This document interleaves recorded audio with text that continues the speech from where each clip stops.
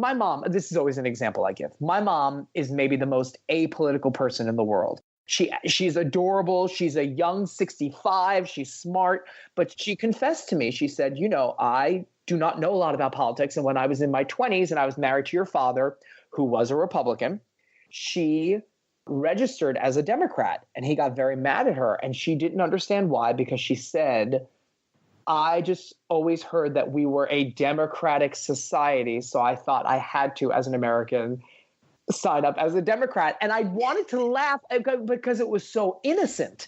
And I said, Mom, and I started to explain to her during the election. And I'm proud to say, not only did she vote in her primary, she voted in the election, and she's voting tomorrow in New York in their primary this year. So she's engaged. Yeah, she is engaged and aware. And granted, I'm sure her view is a little slanted because she definitely, pays attention to what I'm saying when I talk to her and we discuss things. And she definitely is not a fan of Donald Trump.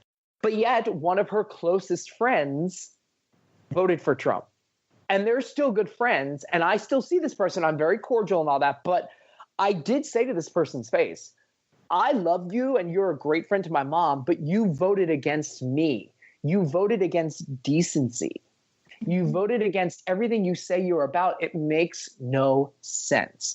And my mom is the type that, on Thanksgiving, it was, oh, no politics at the table. And so, she gets nervous about that. But I think the overall thing is, for me, is voting. People have to show up. And Democrats do this ridiculously stupid thing of looking at polls. We have to stop. It's okay to look at the polls and say, oh, that's good to know. Okay, polls do not mean anything. Do you know how many Democrats looked at the polls 2-3 days before the election and said, oh, Hillary has this in the bag, don't worry. And it cost us votes in so many states. And granted, I am not one of those people that is living in fantasy land. I know there were mistakes made in the campaign. I know there was a lot going against Hillary. I mean, you had Donald Trump, the Republican machine, Russia, with cyber propaganda.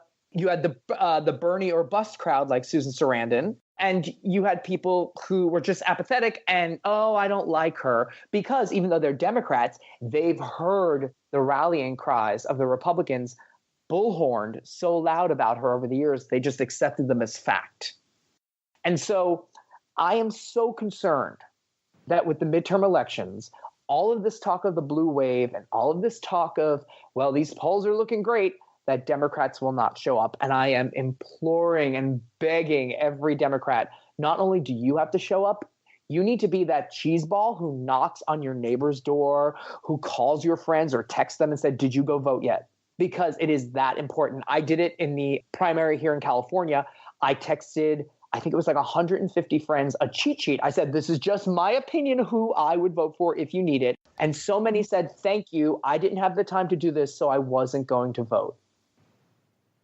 And I flipped out on them and then said, I said, well, I'm glad you're going now. But and I hate to put it this way, but, unless you have a situation like we do in New York with the IDC Democrats, who are these sort of fake Democrats that always side with the Republicans, just vote Democrat down the line. Just show up and vote Democrat. That's how desperate these times are right now, that we have to get this back on track. This country needs us to do that. And so I think, sorry, this was a long-winded answer, but voting and voting rights and gerrymandering and voter suppression tactics are terrible. And I think I touched on healthcare. My mother works in the healthcare business, and I know how ridiculous it is. I know that a hospital can charge $27 for a Band-Aid if you ever look at your bill that gets sent to your insurance company. And the insurance companies are out of control. And we had Obamacare, which was a great start. No matter how many people have vilified the Affordable Care Act, it has helped millions of people, including myself, by the way. And it is a great start, and we can build from it. But when you look at places like Canada, and people want to vilify their healthcare system and say, oh, you can't see your own doctor and you got to wait hours and weeks. It's not true. In fact, Jim Carrey was on Bill Maher's show and was just speaking about this the other day, saying how that is a false statement, that the system runs great. He never had any problems. I talked to all my friends in Canada. They have no issue with their health care. And it's fascinating to me how easily even Democrats, progressives, believe things like that about healthcare. And I will be very, very honest with you. I was not a Bernie Sanders supporter in any way, shape, or form. But I did agree with several things that he talked about. And I do think there is a way for universal healthcare to be there and for us to thrive as a nation and to have a healthier nation. And I think when the insurance companies, stop trying to stick all their hands in the cookie jar, and when the hospitals stop treating patients as dollar signs, we will see a difference. And I think that's something that's very important. And beyond that, there's the environment. I am very concerned about the environment, not just because I live in California, but because I would like to leave a healthy planet to my godchildren, or to maybe my future children if I have any, and to their children and to their children. And what we see happening with our weather, I mean, look what's happening, with these warnings about hurricanes, and storms are bigger and more powerful. And yet the Trump administration is doing everything they can to roll back any regulation and any protection for our planet, because they want somebody who they're connected to make more money. So think about that. When these people are dead, the money is made, those people are long gone. The ramifications of what they're doing now will be felt for thousands of years, and not in a positive way. And so I think that's something that it's very easy for people to sort of their eyes gloss over when you talk about climate change. And I know for a fact when I do stuff on CNN International, they can sort of get a gauge of how many viewers they have, during certain topics. And when it's a topic about Trump, it's huge numbers, huge numbers. If the next segment is about, say, climate change, those numbers nosedive and they lose viewers. And that is troublesome, because we don't get another planet. Like I'm glad that, Missy Mike Pence is all excited about the Space Force. We're not going to move to Mars. So this is it, kids. Like, we got to take care of this, and we're not, and we're doing a real crap job at it. And we got to get better. Another thing that I'm very passionate about is teachers. I was fortunate enough to have a lot of teachers who inspired me over the years, and I think it's absolutely disgraceful what we pay our teachers. I think it's disgraceful the way they're treated. I think it's disgusting that they have to take to the streets to fight for a raise. In 2018, in the United States of America, our teachers, who are with our children more time than their parents are, who are responsible for shaping these young minds to be smart people who will grow up and not be ignorant enough to vote for somebody like Donald Trump. These people are so incredibly important to the fabric of our society, and we don't even give them the tools they need. And Betsy DeVos is talking about, we should give teachers guns. Guns? We should give them glue sticks and pencils and calculators and paper. I mean, teachers spend their own money on all of the supplies that they need, and sometimes all of the supplies that their students need, because if they're in low income areas, their students can't afford pencils and papers. And this is something I try to drive home to my friends who are on the other side of the aisle. And because they are privileged white people, they cannot understand that there are people in this country that cannot afford to buy a pen and a notebook. They don't have that kind of expendable income to do that. They can't buy supplies for school. The argument ties into when they say, well, why shouldn't we be able to have a voter ID law? Why can't everyone should have an ID. Really? Who's going to pay for that ID? Oh, well, what is it? $25? Do you know what $25 means to somebody who's living paycheck to paycheck, cleaning houses? Somebody who may be working off the books for cash? I mean, it's unfathomable that we ask this of people, and we ask this of our teachers.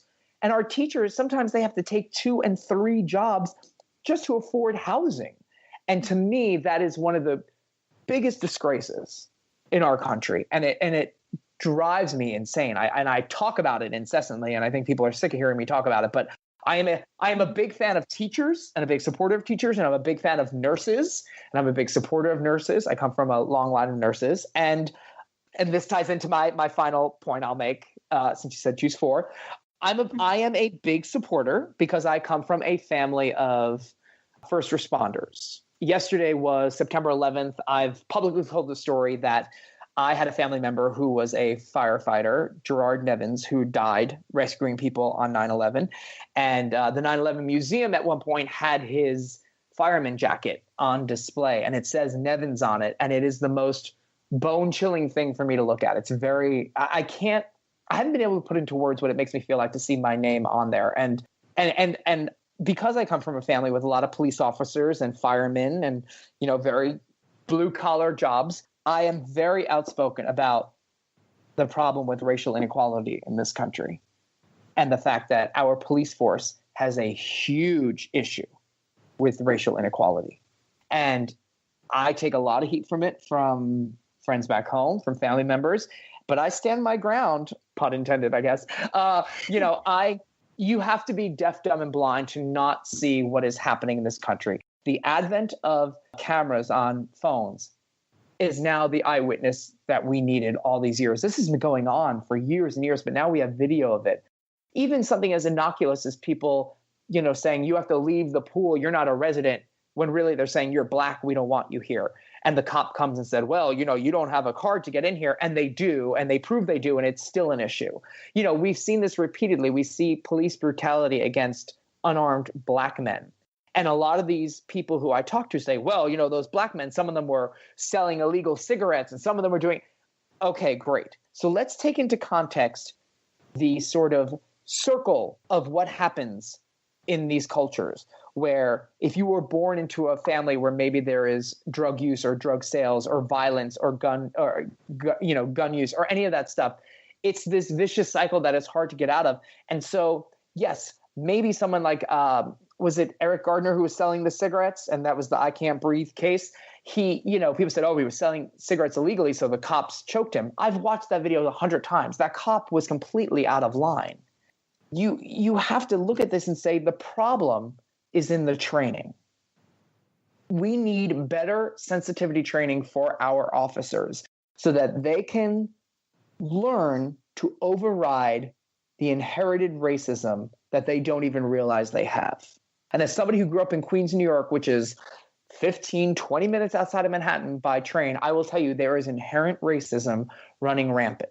And they don't know it, right? Because we all grew up in New York back in the day, long before I was alive. It was, well, that's the Italian neighborhood, and that's the Polish neighborhood, and that's the Greek neighborhood, and this is the Irish neighborhood.